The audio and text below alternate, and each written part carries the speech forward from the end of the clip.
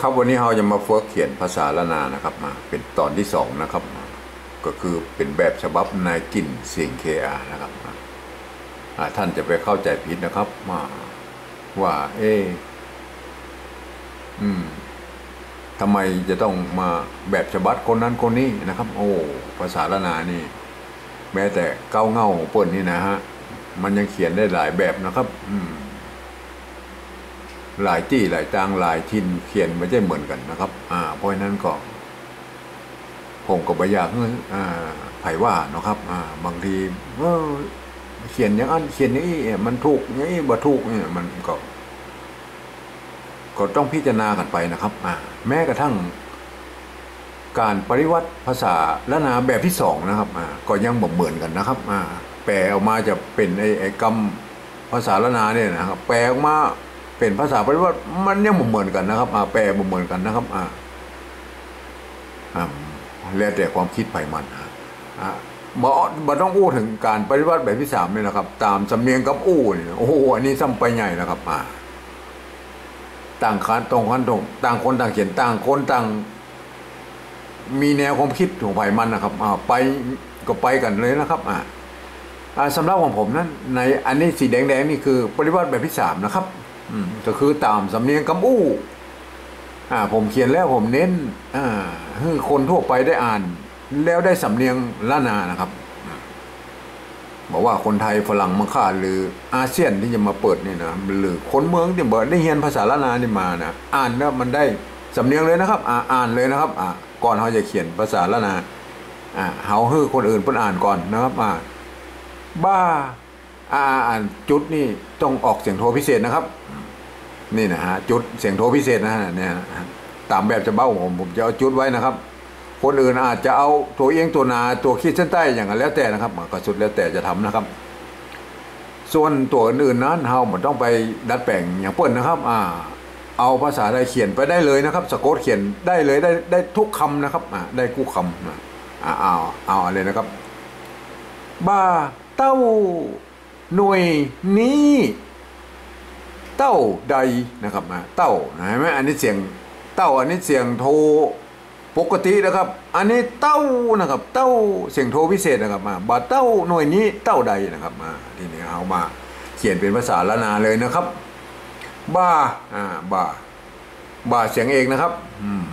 ฮอมบอกว่าแล้วจะเอาบะเสียงอักษรสูงอักษรต่ำบะนี่เป็นอักษรกลางนะครับเพราะนั้นเฮาก็บอกว่ากันนะครับบะ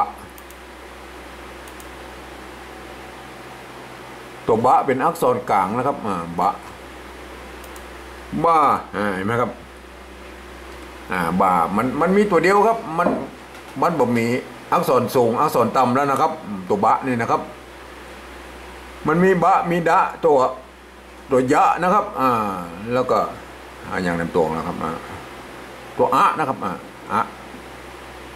มี4ตัวนะครับตัวภาษาอักษรกลางนะบ้านะครับบ้าอันนี้ก็สะกดไปได้เลยครับเหมือนอักษรสูงนะครับบ้าเสียงเอกนะครับอันนี้จะใช้ไม่กาน้อยหรือไม่กาวงก็ตามใจนะครับในโบราณพวกหันนะครับใจไม่กาน้อยอย่างอี้นะครับก็ใครจะเขียนไม่กาน้อยไม่กาวงก็เป็นสิทธิ์ของคนนั้นนะครับเพราะว่าในเอกสารโบราณไม่กาน้อยก็มีนะครับเพราะนั้นก็ใครจะมากำหนดทีหลังว่าจะต้องใจตัวบะตัวกะตัวทะตัวตะตัววะอย่างนี้ก็5ตัวอย่างนี้ก็กำหนดกันไปนะครับก็ว่ากันไปนะครับส่วนตัวผมแล้วผมว่าใจไม่กะวงอีมันงามกว่านะตัวเปิ้ลเห็นหน่อยนะครับบ้าเต้านะครับเต้าอันนี้เต้าเห็นไหมอันนี้เต้าเนี่ยเห็นไหมมีจุดนี้เต้านะครับอันนี้บ่มีจุดเต้าเต้าเสียงโทพิเศษนะครับเรามาดูไปเลยตารางนี่นะครับท่านจะต้องมีตารางอันนี้เนี่ยอยู่เสมอนะครับกาเห็นไหมครับเต้ากาเสียงโทพิเศษใจอักษรสูงนะครับจังใจตัวตะนะครับเต้าเห็นไหมเ ขียนไปเลยนะครับเต้านะครับเต้าไม้เก่านี่จะต้องมีไม้ซัดด้วยนะครับถ้ามันจะเป็นไม้โกนะครับบาเต้าเห็นไหมได้แล้วนะได้แล้วนะภาษาละนาบาเต้าหน่วยหน่วยหน่วยเสียงเอกนะครับหน่วยหน่วยเสียงเอกนะครับเสียงเอกจะต้องใช้ตัวอย่างครับเสียงเอกจะต้องใช้ตัวอักษรสูงนะครับมาดูตารางนี้นะครับอักษรสูงนะครับหน่วยอันนี้มันมีตัวจะเอาตัวนะหรือตัวนะแล้วครับอันนี้ตัวนะอักษรสูงตัวนะอักษรต่ำฮะถ้าเอาใจตัวนะนะครับตัวหน้านะครับหน่วยหน่วยเสียงออกเสียงโทนะครับหน่วยอันนี้เหรออันนี้เหรอตัวหน้านะครับตัวหน้านะครับ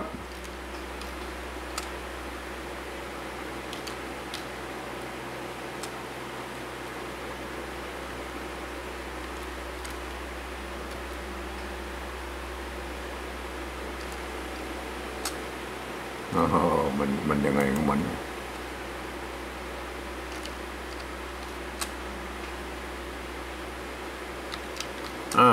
เห็นไหมฮะหน่วยอันนี้หน่วยนะครับหมายไหมอันนี้หน่วย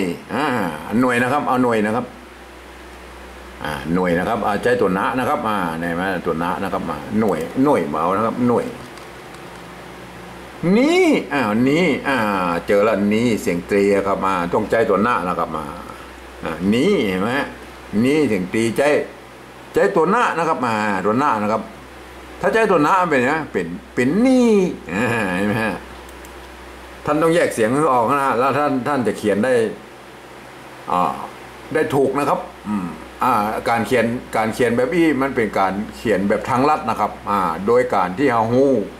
อักขระแล้วหูไม้แล้วนะครับ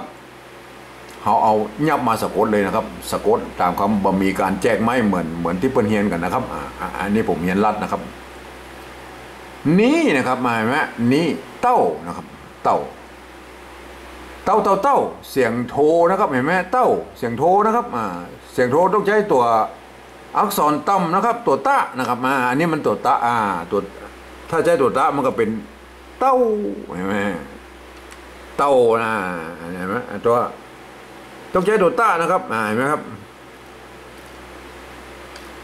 เต้านะครับเห็นไหมฮะเต้านี่ผมบัดใจไม่กล้าวงอย่างนี้นะครับถ้าไม่มันยุ่งมันจะปันกันไปหมดนะครับบางครั้งเนี่ยมันจะเบานะครับเพราะผมจะเขียนไม่กล้าน้อยนะครับอย่างนี้นะครับก็ผมไม่กล้าวงนี่ผมใจเฉพาะไม่กล้าอย่างเดียวนะครับอันนี้มันเป็นไม้เก๋านะครับเต้าใดนะครับใดนี่เสียงสามัญตัวดะมันเป็นตัวดะนะเสียงออกเสียงจัตวานะครับแต่เป็นอักษรกลางนะครับเต้ากับตัวบะเนี่ยนะครับตัวบะดะนะครับอยนะครับตัวยะนะครับแล้วก็ตัวนะครับอันนี้เป็นอักษรกลางมี4กรรมนะครับก็มีสิทธิพิเศษพอสมควรที่นี่เรามาเขียนเป็นภาษาปริวัติแบบที่2นะครับแบบที่2นะครับก็คือการที่ยืมเอาอักษรไทยนะครับอักษรนะครับยืมเอาอักษรมาปรับเทียบเมื่อเป็นอักษรละนาในนี่นะครับมาปรับเทียบมาเขียนเป็นตัวไปนะครับก็เขียนประกอบคำขึ้นมากับแบบภาษาไทยผสมละนานิดๆนะครับมันก็ก้ำกึ่งกันนิดๆหน่อยๆนะครับเพราะว่าบางครั้ง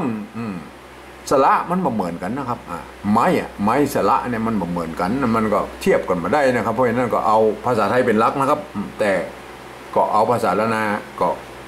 ปนกันไปนะครับบ้ายืมตัว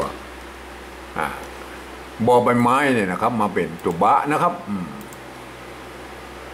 บ้าเห็นไหมไม้เยาะก็คือไม้เอกครับไม้เอกนะครับไม้กามันจะไม้กาโบ้งไม้กาน้อยก็คือสระอานะครับบ่าเห็นไหมครับได้แล้วนะครับบาเต้าบาเต้านะครับ ก็มีเท่าใดก็เอามาเท่านั้นยกเว้นไม้ซัดนี่ครับเหมามาแล้วนะครับบัตรเต้านะครับเห็นไหมครับอันนี้เขียนเต้าเอียนะครับมันเหมือนอันบนนะครับอันบนนั่นมันเป็นภาษากำอู้นะครับอันรูปนี่เป็นภาษาปริวัติใบสองปั๊บเทียบมีเท่าใดก็เอาเท่าอันนะครับคือมีตัวตะตัวเต้าอีกอ่านว่าบัตรเต้านะครับอ่านว่าได้ไม่เป็นบัตรเต้าไม่ใช่บัตรเต้าครับอันนี้มันตัวตะนะครับตัวตะเนี่ยเต้ากับตัวนี้นะเต้ากับภาษาละนานเนี่ยอันนี้คือตัวบะนะครับเห็นไหมมันอ่านบัตรเต้านะครับคือรับตาเลยนะหูไว้ว่าอ๋ออันนี้อ่านแบบภาษาละนานนะครับเห็นไหมบัตรเต้านะอันหน่วยก็มีตัวหะนะครับตัวนะก็เป็นตัวนะนะครับตัวนอนหนูอยู่ในนี่นะครับตัวนะไม่เยาะนะครับเนี่ยไม่เยาะนะตัววะกั้มนะครับเห็นไหมครับ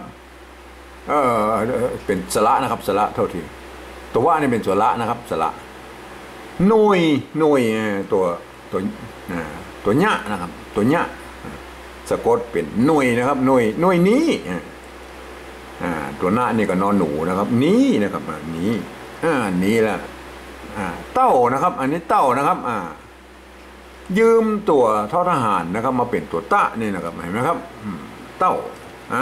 เต้าใดนะครับใดใ